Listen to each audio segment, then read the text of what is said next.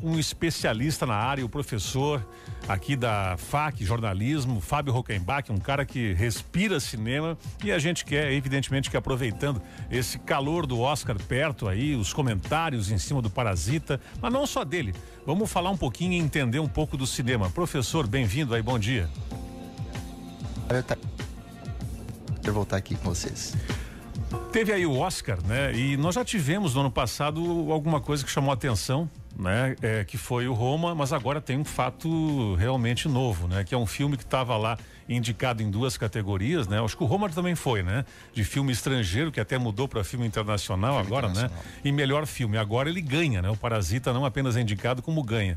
Língua não inglesa, um filme que ele chegou, ele era um azarão, né, professor, até as últimas horas. Aí começou a crescer, né? Eu acompanhava aqui os portais e começou a gente, pode ser que ganhe, pode ser que ganhe. O que aconteceu? Isso aí é uma estratégia da academia ou realmente é um baita filme, o Parasita? Os dois, né? Os dois, mas em parte uma estratégia, né? A academia, vamos contar, em 92 anos, só 11 filmes de não língua inglesa concorreram ao melhor filme. Nos últimos 20 anos tem metade desses 11. Se a gente contar o Roma e o Parasita, é uma coisa inédita. Ao longo de 2 anos seguidos você ter isso aí acontecendo. A academia nos últimos 4 anos começou a internacionalizar. Desde 2016 que a gente teve aquele movimento Oscar So White, que não havia nenhum negro indicado. Depois a gente teve o Me Too também. Eles aumentaram o número de latinos, o número de asiáticos, de negros, de mulheres, e tentaram fazer com que o Oscar começasse a se tornar internacional. O Antônio Bandeiras, que concorreu ator no sábado, um dia antes, ele deu uma declaração bem interessante. Ele falou: olha, se preparem porque o que vocês estão fazendo vai ter consequência. Então você começa a ampliar um pouquinho o olhar para outros cinemas.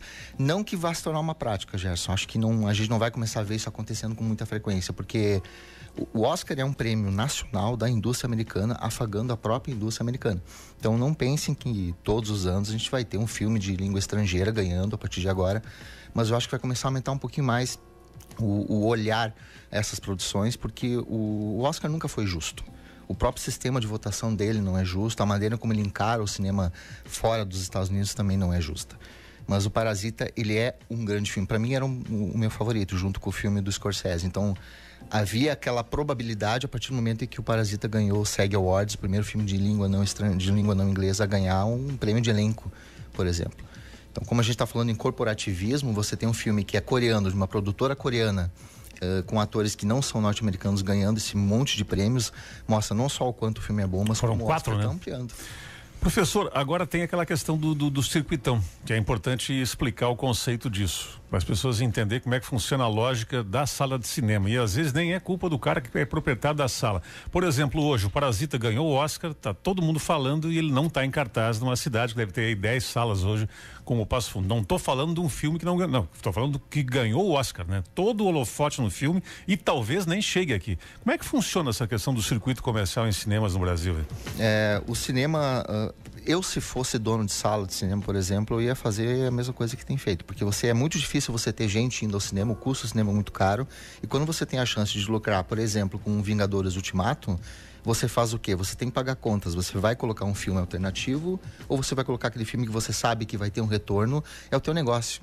Então a culpa também vai muito além de só a questão da distribuição. O custo também é muito caro, tudo funciona de uma maneira muito, muito torta. Há um tempo atrás a gente mencionava isso aí numa coluna nacional e eu mandei um e-mail pro pessoal de uma das redes de exibição aqui, questionando a dublagem, por exemplo. E eles falaram que a escolha de ser um filme dublado ou qual filme vem vai de acordo com os gostos do público, só que o público não pode escolher. Então é um cobertor curto, você puxa de um lado e solta de outro. O Parasita estreou no Brasil em novembro, menos de 100 salas. Agora vai voltar ao Brasil em 290 salas, mais ou menos. Parece aquele reconhecimento tardio. A gente lembra do Guerra ao Terror, por exemplo, que foi um filme que foi direto para vídeo. Não foi nem exibido em cinemas. Ganhou o Oscar e voltou a ser exibido em centenas de salas. Então, é um reconhecimento tardio porque o sistema de distribuição, ele não consegue enxergar em termos artísticos, ele vê em termos de interesse. E o Parasita é um filme coreano, falado em coreano, em um país que não gosta de ver filmes que não sejam dublados.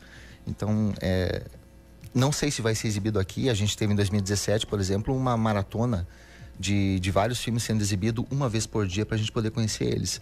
Não acredito que vai acontecer com Parasita. que é uma pena também. E a gente também tem uma outra questão que a gente vai poder discutir em algum outro momento, como as pessoas veem filmes hoje. Ou você vê filme por streaming, e aí você vai ver os filmes, aqueles filmes, os blockbusters ou filmes da própria produtora, ou você vai onde? Em locadoras? Locadoras estão acabando. Você vai fazer o quê? Vai ter que ir pra internet? Tá cada vez mais difícil você ver bons filmes sem que o sistema diga o que você deve ver. Infelizmente. Eu posso fazer uma pergunta, claro. Gerson?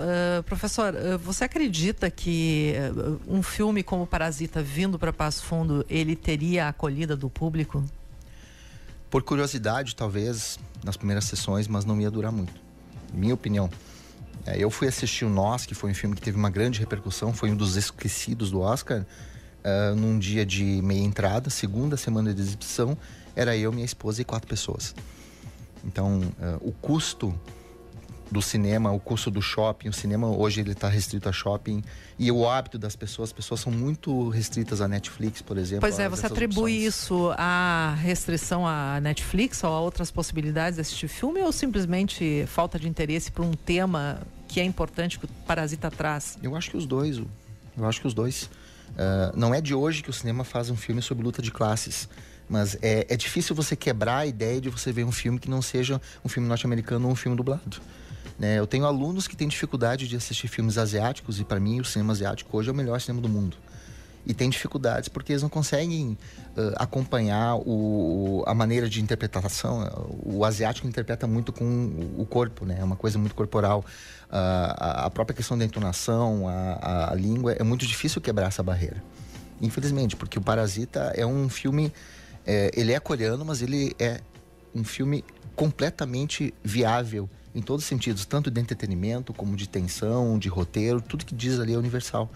É só quebrar a barreira do estranhamento da língua, que é uma coisa muito difícil também. Pois é, mas se fala aí, então em coisas que são um pouquinho diferentes, mas que acabam gerando o quê? Falta de público. Uma coisa é esse hábito de ver cinema em tela pequena, né? Que já se teve no videocassete, enfim. Mas não aí tão pequena, né? Hoje em dia uma tela tem 7 polegadas, você não consegue enxergar o filme em 7 polegadas. Mas tem quem vê, né? Tem quem vê e se satisfaz. Muita gente que viu o Parasita no celular. Eu vejo. E tá satisfeito, né? Eu tenio aquela coisa da tela grande, né? Eu discuto aqui quase todos os dias, né? Com a Zumara, com a Dessa, tem que me ouvir, né?